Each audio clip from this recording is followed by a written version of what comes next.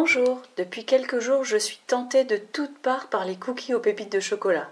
Il y a ceux qu'une amie m'a ramenés de Londres, puis ceux que mes enfants ont préparés et dévorés ce week-end, et enfin ceux dont j'ai entendu parler dans l'émission de radio On va déguster sur France Inter. C'est justement de cela que je vous parle aujourd'hui.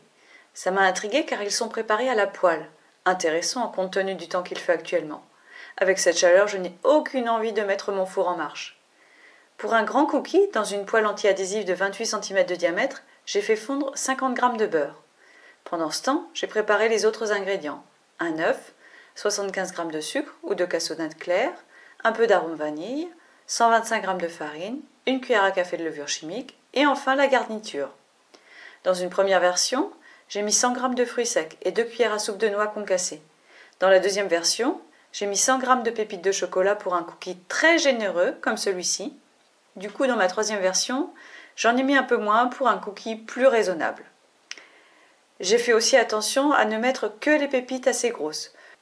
Les tout petits morceaux de chocolat fondent trop vite, je trouve, et se mettent à recouvrir tout le cookie. On peut aussi ajouter 2 cuillères à soupe de noix. Une fois que le beurre a fondu et n'est plus trop chaud, on ajoute hors du feu le sucre, puis l'œuf. On mélange bien avec une cuillère en bois ou une spatule. On verse la farine et la levure mélangées d'un coup et on forme une pâte à l'aide d'une cuillère en bois ou d'une spatule.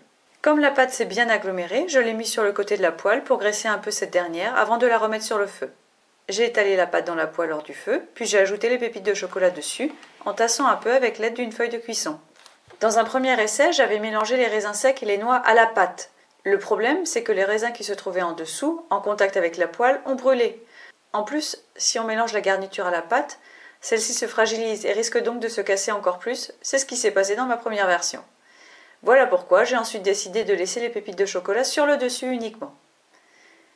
J'ai mis la poêle sur un feu très doux. Sur ma plaque de cuisson, j'ai mis le feu à 1, sachant qu'il peut monter jusqu'à 9, et je l'ai laissé cuire quasiment 30 minutes en couvrant partiellement les 15 dernières minutes. Pour vérifier la cuisson, j'ai fait comme avec un gâteau. J'ai passé la pointe du couteau dans le cookie. Quand il ressort propre, c'est que c'est cuit. Avant de déguster, j'ai laissé refroidir une vingtaine de minutes. Ainsi, le gâteau n'est plus trop chaud, mais les pépites de chocolat sont encore fondantes. On peut servir le cookie dans la poêle ou le démouler, délicatement, évidemment. Nous avons bien apprécié de manger ce cookie. Il est croquant en dessous et plutôt moelleux au-dessus. Voici donc une recette à garder quand on ne veut pas ou qu'on ne peut pas utiliser de four, au camping par exemple.